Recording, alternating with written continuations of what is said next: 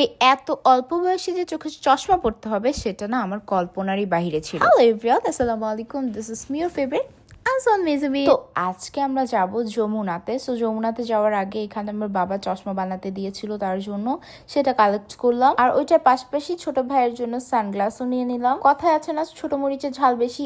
এই ছেলে আমার থেকেও বেশি ফ্যাশনেবল।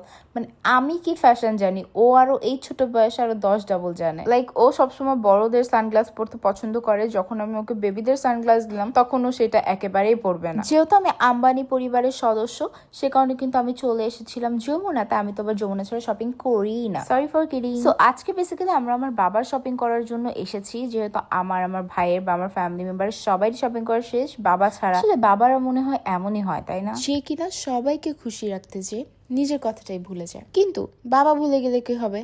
আমার তো মনে আছে ভাই। সো আজকে বাবাকে কিছু কেনাকাটা করে দিব। যমুনাতে গিয়ে না আমি একদম বেকুব হয়ে গেছি, জানেন। আমি মনে হয় না শুধু আমি, মানে যমুনা যেহেতু এত বড়, মানে কোন সাইড থেকে যাবো আর কোন সাইড থেকে বের হবো এটাতে আমি কনফিউশনে পড়ে যাই। ফার্স্টে আমরা গিয়েছিলাম ইলিলিয়ানে, বাট আমরা যে ইলিলিয়ানে গিয়েছিলাম এটা বেসিক্যালি ওম্যান্সের ছিল। দেন আমরা চলে আসলাম আরেকটা শপে। এখান থেকে আব্বুর রেগুলার ওয়্যারের পরার জন্য কিছু গেঞ্জি দেখে নিচ্ছিলাম। তার পাশাপাশি আমার জন্য কিন্তু নাটক কম করো প্রিয় এই টি শার্টটা নিয়ে নিয়েছিলাম। আসলে আম্বানি পরিবারের মেয়ে তো, তাই যেটা দেখি সেটাই নিয়ে নিতে মন চায়। টি শার্টটা আমার কাছে একদম পারফেক্ট লেগেছে আমার জন্য, এবং প্রাইসটাও কিন্তু খুবই রিজনেবল। তো এইখান থেকে কেনাকাটা শেষ করে আমরা চলে গিয়েছিলাম ফুড কোর্টে, বিকজ আমাদের অনেক ক্ষুধা লেগেছে ভাই। আসলে আম্বানি পরিবারের সদস্য তো একদম ক্ষুধা কন্ট্রোল করতে পারি না। আর খাওয়া দাওয়া ছাড়া জীবনে আছেই বা কি? একটা কথা আছে না, life is too short, so enjoy it. আমি সবসময় এই কথাটা মেনটেন করার ট্রাই করি। কিছু পারি আর না পারি, অকাজ জিনিস তো ভালোই করতে পারি, তাই না? আসলে কিছু মানুষের এত অ্যালার্জি প্রবলেম হয় আমার ভ্লগ দেখলে, আমি জানি না মানে কেন আমি নিজেকে